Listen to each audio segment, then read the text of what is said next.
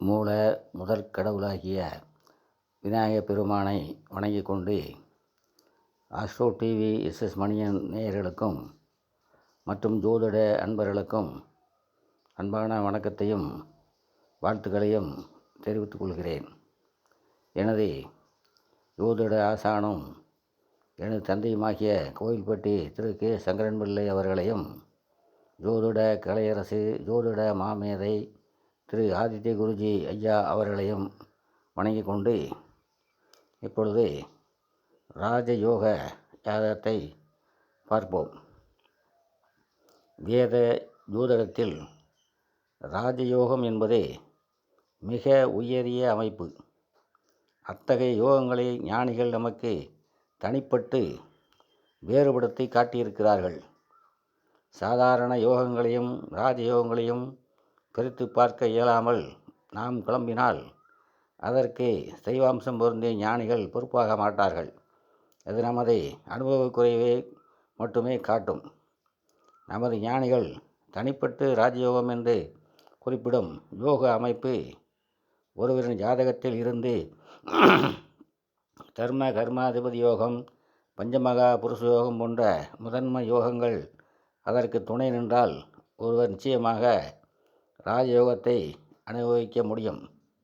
சாதாரண யோகங்கள் எல்லோருடைய ஜாதகங்களிலும் இருக்கத்தான் செய்கின்றன. ஆனால் தர்ம கர்மாதிபதி யோகம் போன்ற முதல்நிலை யோகங்கள் சிறிதும் பழுதின்றி எந்தவித பங்கமும் அடையாமல் கோடியில் ஒருவருக்குத்தான் அமைகின்றன. இதுபோன்ற யோகங்கள் முறையாக அமைந்து அவற்றால் மேம்பட்டு இன்று நம்மிடையே வாழ்ந்து மறைந்த ஒரு உதாரண புருஷரின் ஜாதகத்தை தற்போது பார்க்கலாம். ராஜயோகம் என்றால் அரசனுக்குரிய அமைப்பு என்று அர்த்தம். எனவே இங்கு ராஜயோகத்திற்கு உதாரணமாக ஒரு அரசனின் ஜாதகத்தை தான் விளக்க முடியும். இதில் ஒரு வேடிக்கை என்னவென்றால், இந்திய ஜோதிடத்தின் ஆணிவேர்களான தெய்வாம்சம் பொருந்திய நமது ஞானிகள் ஒரு அரசனின் ஜாதகம் எவ்வாறு இருக்க வேண்டும் என்று ஆயிரக்கணக்கான ஆண்டுகளுக்கு முன் எழுதிய விதிகளை மெய்ப்பிக்கும் விதமான ஜாதகத்தினை கொண்டு பிறந்த இந்த முன்னாள் அரசர் ஜோதிடத்தை நம்பாதவர். முதலில் இந்த ஜாதகத்தின் சிறப்புகளை சுருக்கமாக பார்த்து கொண்டு பின்னர் விரிவாக ஆராயலாம். இவர் பிறந்த நேரத்தில் கிரகங்கள் அனைத்தும் ஒரு ஸ்பைரல் கேலக்சி போல பறந்து விரிந்து அமர்ந்துள்ளன. இந்த ஜாதகத்தில் எந்த ஒரு கிரகமும் அஸ்தங்கதம் அடையவில்லை என்பதோடு எந்த கிரகமும் பய நட்சத்திரத்திலும் இல்லை என்பதும் குறிப்பிடத்தக்கது. ராகு கேதுக்களின் நிலை வேறு. சூரியனுக்கு ரிஷபம் பகை வீடுதான் என்றாலும் அவர் அங்கே பலம் பெற்ற லக்னாதிபதியுடன் இணைந்திருப்பதால் தோஷம் நீங்குகிறது. முக்கியமாக ராஜ லக்கணங்கள் எனப்படும் சர லக்கணங்களில் முதன்மை சரராசியான கடக லக்கணத்தில் இவர் பிறந்திருக்கின்றார். சர ராசிகளான மேசம், கடகம், துலாம், மகரம் ஆகிய நான்கில் கடகத்துக்கு மட்டும் என்ன தனிச்சிறப்பு என்று கேட்பீர்களேயானால், மற்ற 3 ராசிகளின் அதிபதிகளும் இரு ஆதிபத்தியம் பெற்று இன்னொரு கெட்ட வீட்டிற்கும் ஆதிபதியாகும் நிலையில் சந்திரன் மட்டும் தூய லக்னாதிபதி எனும் நிலையை மட்டும் அடைவதால் சரராசிகளில் கடகம் மட்டும் தனித்துவம் பெற்றதே மற்றும் உயர்வானது என்பதும் ஒரு சூட்சமாகும். இந்த ஜாதகத்தில் அமைந்துள்ள முக்கியமான யோகங்களை பற்றி சுருக்கமாக முதலில் பார்ப்போம். ஒன்றாவதாக லக்கண மற்றும் லக்னாதிபதி வலு யோகம். இரண்டாவது தர்ம கர்மாதிபதி யோகம். மூன்றாவது கிரகங்களின் சஷ்டாஷ்டக யோகம். நான்காவது நட்பு கிரகங்களின் பார்வை பலன் யோகம். ஐந்தாவது கஜகேசரி யோகம். ஆறாவது பங்கமடைந்த சச யோகம்.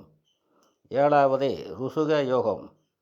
எட்டாவது ஜெயமினி மகரிஷி சித்தாந்தப்படி பதாலக்கணத்திற்கு 3, 6, 8, 12 பாவக்கிரகங்கள் அமைந்த யோகம், வீடு கொடுத்தவர்களின் வலிமை யோகம். அடுத்ததாக சிவராஜ் யோகம். இந்த 10 விதமான யோகங்களில் இந்த முதல் பதிவில் 5 யோகங்களை மட்டும் முதலில் பார்ப்போம். மீதியை அடுத்த பதிவில் பார்ப்போம்.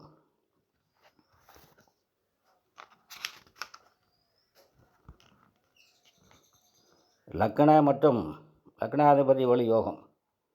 எந்த ஒரு ஜாதகத்திலும் யோகங்களை எடுத்து செய்ய, அதாவது ஜாதகரை வழிநடத்த லக்கணமோ லக்கணாதிபதியோ வலுவான நிலையில் இருக்க வேண்டும். லக்கணாதிபதி பாவக்கிரகமாக இருந்தால் சூட்சும வலு பெற வேண்டும். லக்கண நாயகன் வலுவிழந்தால் ஜாதகத்தில் இருக்கும் எந்த யோகமும் வேலை செய்யாது. இந்த ஜாதகத்தில் லக்கணாதிபதி சந்திரன் வளர்வதி மதியாக சுபரிணம் நிலை பெற்று மூலத்திரிகோண பலத்துடன் தனக்கு ஒளி வழங்கும் நாயகன் சூரியனுடன் அமாவாசை யோகத்தில் இணைந்துள்ளார். அமாவாசை யோகம் முழுமை பெற சூரிய சந்திரர்கள் இருவரில் ஒருவர் கண்டிப்பாக வலுவாக இருக்க வேண்டும் என்ற விதியம் இங்கே பொருந்துகின்றது. அதோடு இந்த ஜாதகத்தின் யோகாதிபதியும் தனது நண்பரும் உச்சபலம் பெற்றிருப்பவரான செவ்வாயின் மிருகசீர்ஷ நட்சத்திரத்தில் சந்திரன் அமர்ந்துள்ளார்.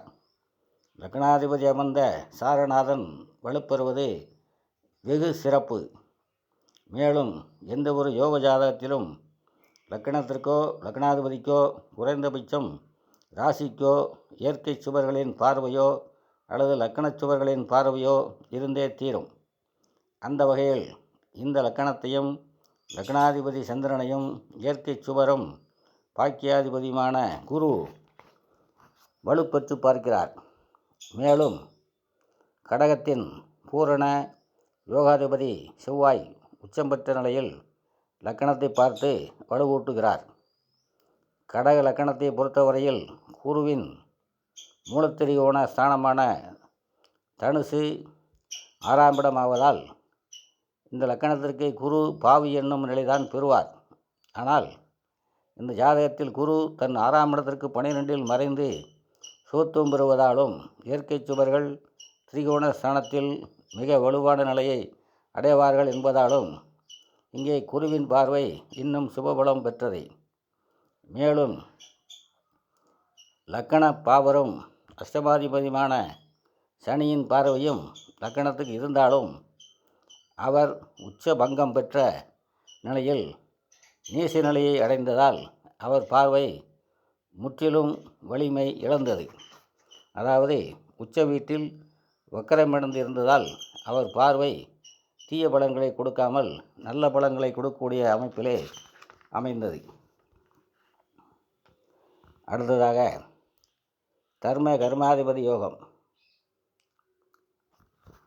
தர்ம கர்மாதிபதி யோகம் இந்த அரசனின் ஜாதகத்தில் முதல் தர வலிமை தரும் நிலையில் அமைந்துள்ளது குறிப்பிடத்தக்கது. இங்கே தர்ம கர்மாதிகளான குருவும் செவ்வாயும் வலிமை பெற்ற நிலையில் தங்களது வீடுகளையும் பார்த்து லக்கணத்தையும் பார்ப்பது மிகவும் விசேஷமானது.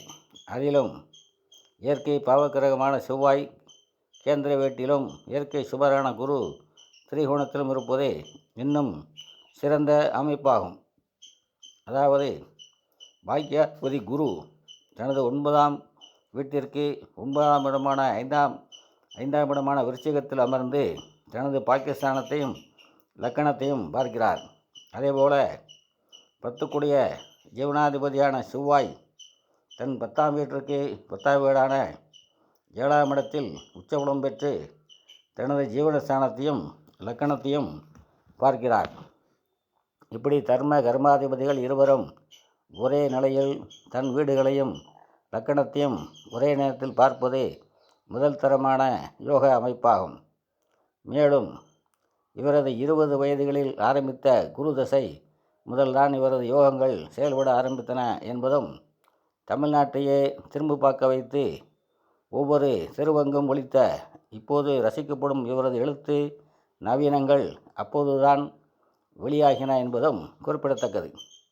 மேலும் எழுத்தின் காரகனான புதன் இங்கே எழுத்து ஸ்தானமான 3ஆம் இடத்துக்கு அதிபதியாகி அந்த புதனின் கேட்டை நட்சத்திரத்தில் குரு அமர்ந்திருப்பதும் கவனிக்கத்தக்கது. அடுத்ததாக கிரகங்களின் சஷ்டாஷ்டக யோகம் மற்றும் நண்பர்களின் பார்வை பலன் யோகம். மேலே பார்த்த 2 யோகங்களையும் விட ஒரு உன்னதமான அமைப்பாக இந்த ஜாதகத்தில் எந்த ஒரு எதிர்த்தன்மையுடைய பகை கிரகமும் ஒருவரை ஒருவர் பார்த்து கொண்டு வலு இழக்கவில்லை. மாறாக நண்பர்கள் மட்டுமே சமசத்துவமாக பார்த்து கொள்கிறார்கள். அதாவது நட்பு கிரகங்கள் ஒருவருக்கொருவர் கேந்திர கோணங்களிலும் பகை கிரகங்கள் சஷ்டாஷ்டக நிலையிலும் உள்ளன. இன்னும் தெளிவாக சொல்லப்போனால் நண்பர்களான சுக்கிரன், சனி, புதன் மூவரும் தங்களுக்குள் கேந்திர திரிகோண அமைப்பிலும், குரு, சூரியன், சந்திரன், செவ்வாய் நால்வரும் அதேபோல் தங்களுக்குள் கேந்திர திரிகோண அமைப்பிலும் உள்ளனர்.